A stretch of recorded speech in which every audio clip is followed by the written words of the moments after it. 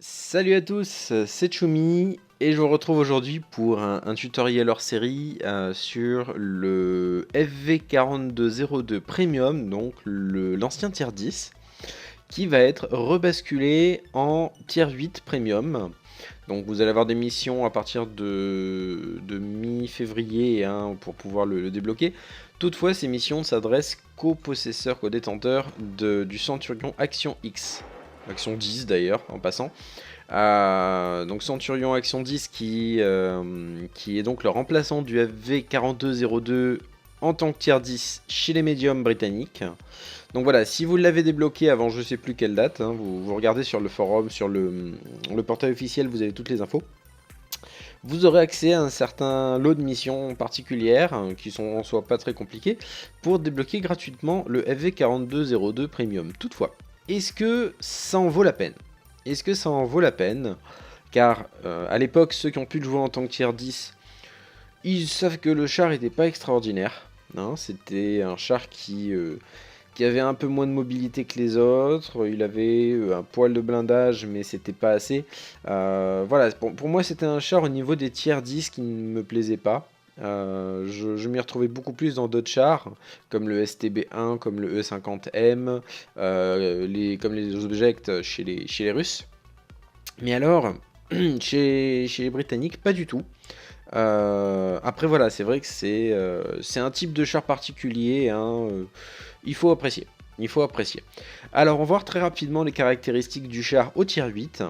Alors on voit que la vitesse maximale est de 35 km/h, il me semble qu'elle était à 40 chez le tier 10, dites-moi si je me trompe parce que j'ai pas les caracs du tier 10 en tête. Donc vitesse maximale de 35 km/h. Avec une puissance moteur de 510 chevaux pour un poids de 42 tonnes, ça nous fait un ratio au niveau de l'accélération de 12. C'est pas énorme. C'est un char, vous allez le voir dans le replay, qui est très pâteau, qui est pas bien. Alors il bouge bien, il n'y a pas de souci. Les vitesses de rotation de caisse sont de 40 et de tourelle de 36. Donc au niveau de la rotation du char, il n'y a pas de problème. Mais en revanche, au niveau de l'accélération, peut mieux faire. Peut mieux faire. A noter également que même s'il a une vitesse de marche de 35 km/h, c'est peut-être pas indiqué, si c'est indiqué la vitesse en marche arrière est de 20 km/h. Donc c'est un char qui va reculer quasiment aussi vite qu'il avance, quoi, à 15 km/h près. Je sais pas, les Britanniques. À croire qu'ils aiment bien aller en marche arrière plutôt qu'en marche avant, c'est une question à se poser. Alors, également, on va voir que c'est un char qui est assez sympa il est assez sympa, pardon, vis-à-vis de son canon. C'est-à-dire que son canon va avoir un reload tout simplement monstrueux. C'est-à-dire que avec un équipage juste à 100%, pour un Alpha de 230, vous allez avoir un temps de recharge de 6 secondes 70 et quelques.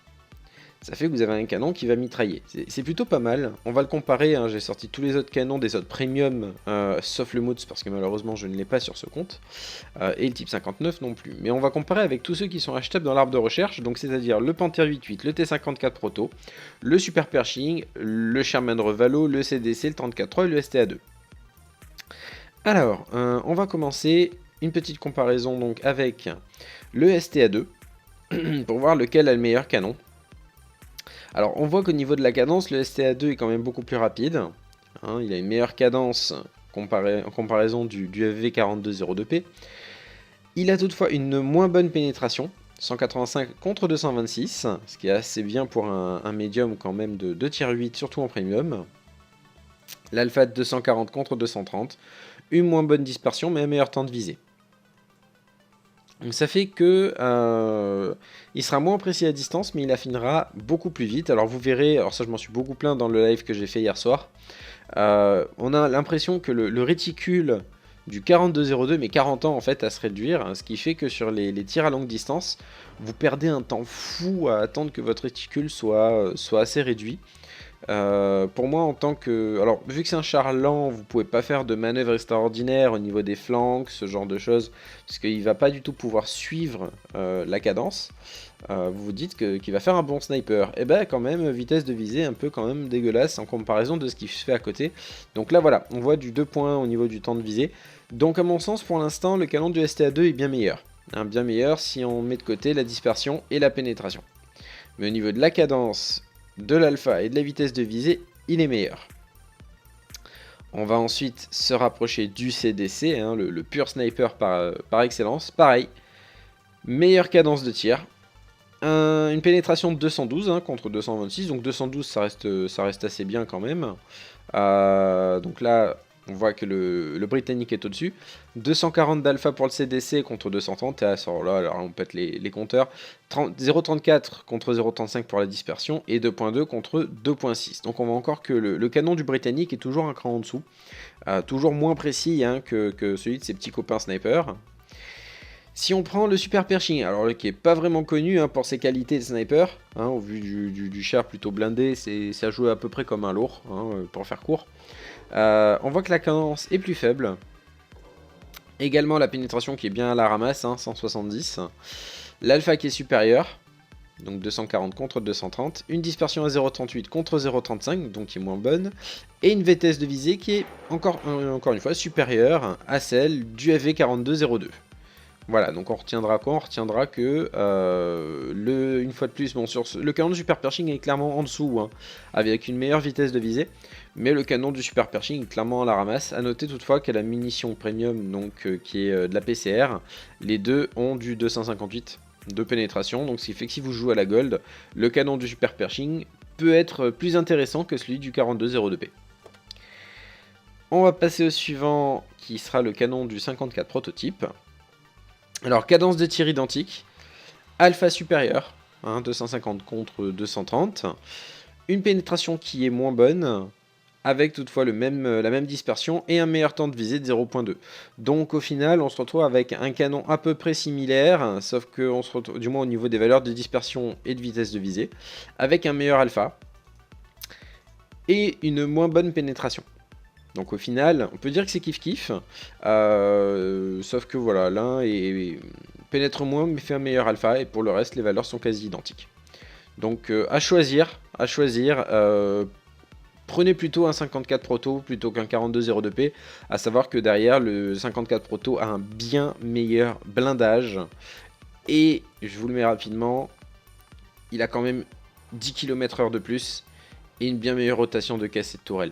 Donc voilà, ça reste un char qui, même s'il est pas tôt, parce que si on le compare au Panther 8.8, 46 km/h, il tourne bien moins bien.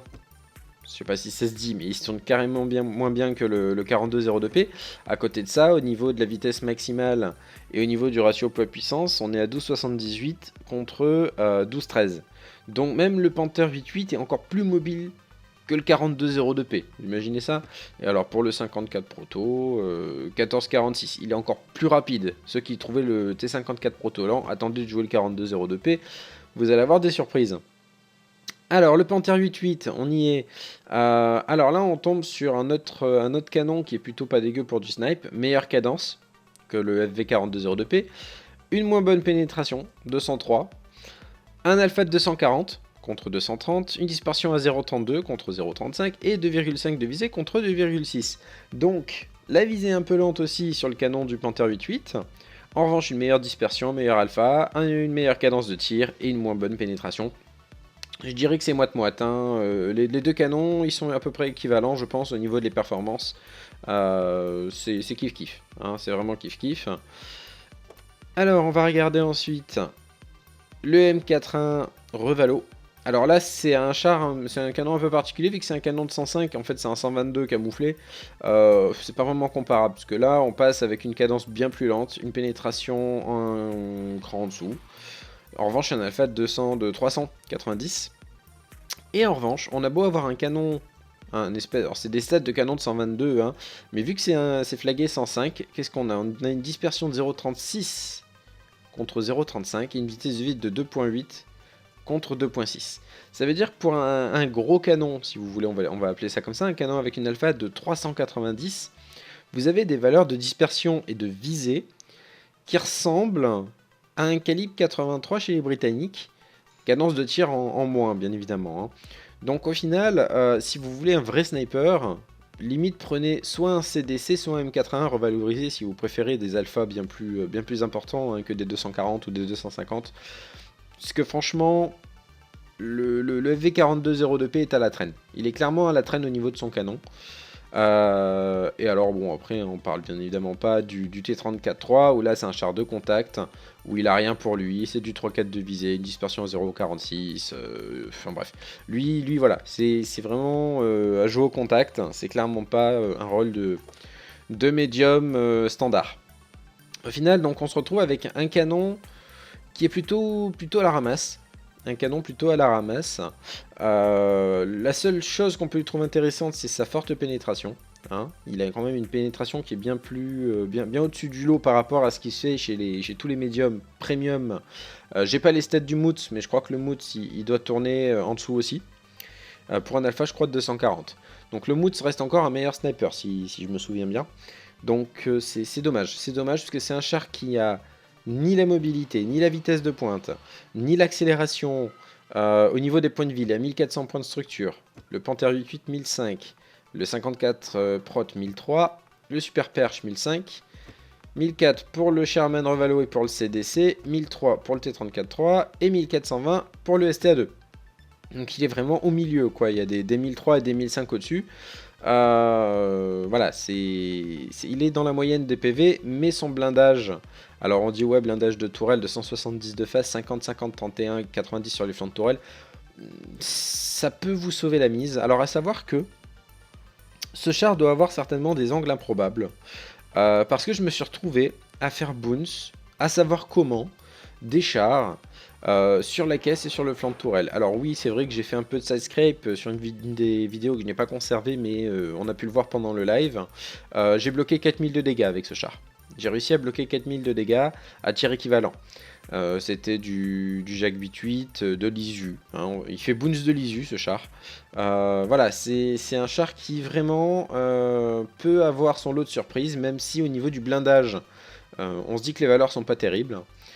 Après, je vous avoue, je pense avoir eu surtout de la chance. Je pense avoir eu surtout de la chance.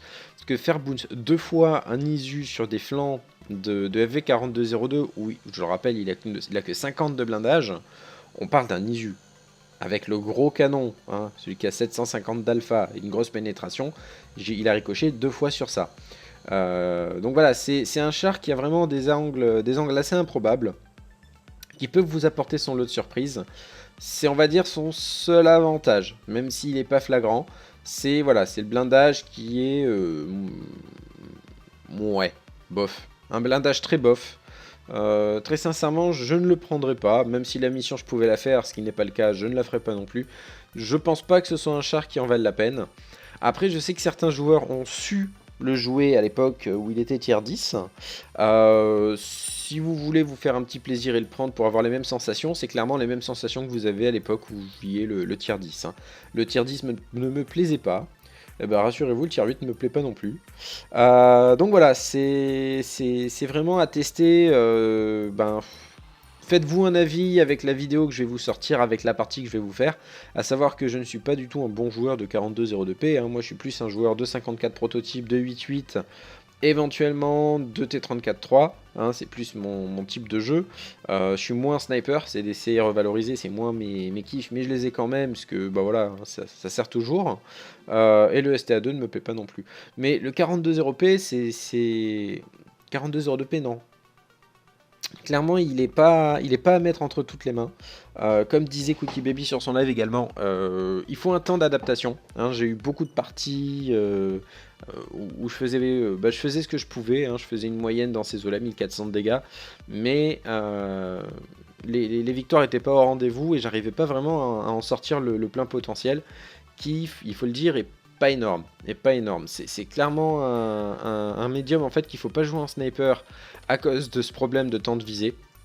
Il y a beaucoup de tirs que je n'ai pas pu mettre pendant le live à cause justement du réticule qui mettait trop de temps à se réduire. Soit la cible disparaissait, soit elle était tuée avant, soit elle s'en allait. Donc à longue distance, il y a mieux. À longue distance, il y a mieux. À courte distance, il y a mieux également, le 34-3 et le super perching. Longue distance, donc je recommande le revaloriser, le CDC. Éventuellement le Panther 8-8. En revanche, ces deux-là, je les classerai dans la catégorie des mi-distances. Voilà, des mi-distances. J'ai mis le 54 proto aussi dans les contacts. Donc 34-3 et first prototype dans les chars de contact avec le super perching. En sniper, le revaloriser et le CDC. Éventuellement le STA2. et à mi-distance le 4202P et le Panther 8.8, sachant que le Panther 8.8 sera plus rapidement en position que le 4202P, vu que celui-ci est beaucoup plus lent. Alors rapidement, au niveau de l'équipage, 4 membres, hein, il me semble que c'était pareil sur le tier 10, à savoir donc que le chargeur fait également opérateur radio. Voilà, le chargeur nous fait opérateur radio, le pilote nous fait uniquement pilote, le tireur uniquement tireur, et le chef de char uniquement chef de char. Voilà, donc le chargeur fait également opérateur radio pour ceux qui veulent monter leurs compétences sans avoir à prendre dans les générales. Sachant que toutes les compétences de chargeur ne sont actives qu'à 100%, vous pouvez prendre longue vue, etc. etc. Au niveau des équipements, comme d'hab, hein, d'ailleurs en passant, je vous ai fait un comparatif au niveau des chars, mais bon, j'ai mis tous les mêmes consommables, pardon, et les mêmes équipements sur tous. C'est la ventile, le fouloir et le stab. Déjà qu'en plus il a un temps de visée assez long. Alors éventuellement, ceux qui veulent se passer de la ventilation pour mettre à la place un système de visée amélioré pour essayer de réduire au maximum ce temps de visée, vous pouvez. Mais je pense que ça, en configuration de base, il n'y a pas mieux. Au niveau du nombre de munitions, alors on part en tout avec 50 munitions. Moi j'ai mis cette compo là, donc 5 HE comme d'hab pour la décap, 10 APCR et 35 AP. Parce que bon, même si c'est un char avec une vitesse de visée pas terrible, on a quand même 226 de pénétration, hein, ce qui peut même vous permettre de percer du 9 et du 10 assez facilement, à savoir qu'il n'a pas de matchmaking amélioré. Hein. Donc voilà, vous avez quand même la possibilité de tomber sur le tier 10 et franchement avoir de la PCR à 258, ça peut vous donner une facilité certaine face à certains gros chars de l'équipe adverse. Voilà. Je vous ai fait le tour du bestiau. Donc les points structure, le poids, puissance moteur, vitesse maximale. Donc voilà, les gros défauts réellement du char, hein, on a vu par rapport à d'autres, on a le Panther qui est un petit peu plus à la traîne, je crois que le 34-3 qui est encore plus mobile, 46, mais ça reste un char qui est assez pâteau en fait, en comparaison du reste. On voit les vitesses de rotation, les vitesses max, hein, si on les compare, c'est du 46, du 50 km/h. Même le revalorisé va à 40 km/h, il est plus rapide et il a une meilleure vitesse de rotation, vous imaginez ça? Bon, lui on le met à part, hein, c'est une fusée. 44 pour le proto, 40 km/h pour le super pershing. En revanche, lui il a des valeurs de rotation complètement à la ramasse, à peu près comme le Panther 8.8 qui possède quand même une bonne vitesse maximale. Et on a, je pense que je le classerai 3ème en partant de la fin. Franchement, au niveau de la mobilité, quoique au niveau de la mobilité, non. Je le classerai bon dernier. Parce que finalement, la vitesse de rotation, si vous n'avez pas la puissance moteur ou la vitesse maximale, vous la ressentez. Donc je le classerai dans le trio de fin avec le Super Pershing et le Panther 8.8, sachant qu'ils ont quand même la vitesse maximum qui est bien supérieure à celle du 4202P. Voilà, j'ai fait le tour. Hein, je vais vous laisser profiter donc tranquillement du replay. J'ai galéré, hein, vous voyez, j'ai dû me bouffer quand même quasiment 20 parties pour sortir une partie potable. Après voilà, c'est un char, si on sait où le placer, si on sait quoi en faire, il peut être intéressant. Mais je le mettrai pas entre toutes les mains. Pour un joueur débutant en tant que médium ou qui veut se procurer un médium de tier 8, je recommande principalement le T54 prototype, hein, qui est clairement un char multifonction, même si en sniper il n'est pas très bon, mais c'est un char avec lequel vous aurez plus de chances de survie. Si vous souhaitez avoir un sniper, je vous conseille plutôt le CDC. Hein, le CDC qui est un très bon sniper, mais il faut savoir vous planquer. Si vous préférez les gros alphas en tant que sniper, le Sherman revalorisé.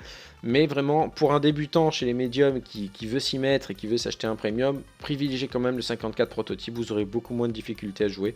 Le 4202P est clairement à laisser dans les mains de personnes qui s'y connaissent. Rapidement, les défauts.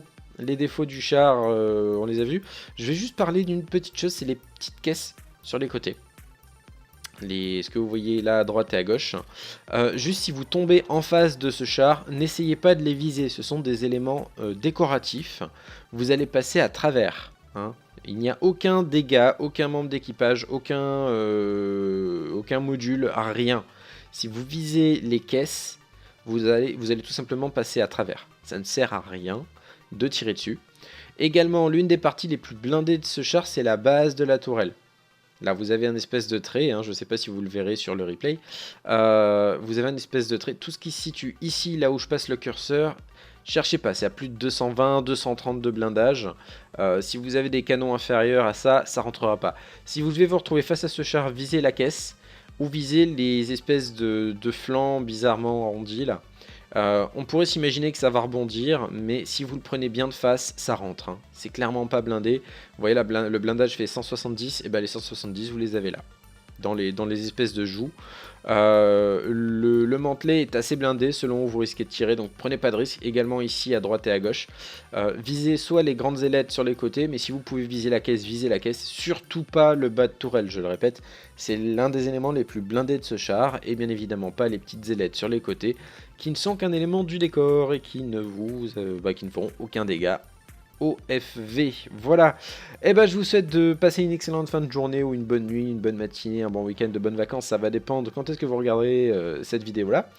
Je vous laisse bien évidemment donner votre avis sur les commentaires, me dire un petit peu ce que vous en avez pensé au tier 10 et visiblement ce que vous en pensez au tier 8, hein.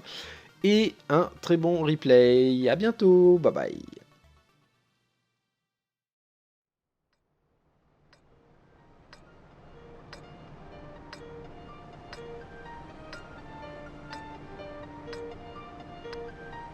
Que le spectacle commence!